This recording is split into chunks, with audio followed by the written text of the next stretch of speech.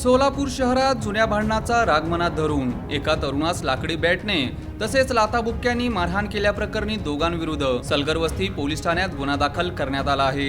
ही मारहाण 26 एप्रिल रोजी रात्री 8:30 वाजता झाली होती। रुपेश माणिक जाधव, ऋतिक संतोष जाधव दोघेही राहणार सेटलमेंट सोलापूर असे गुन्हा दाखल झालेल्यांची नावे आहेत। यातील फिर्यादी संतोष व्यंकटेश जाधव राहणार सेटलमेंट फ्री कॉलनी सोलापूर हे आपल्या पत्नीसह लग्न कार्यासाठी जात असताना रुपेश जाधव व ऋतिक जाधव यांनी त्यांना वाटेत अडवून मारहाण केली।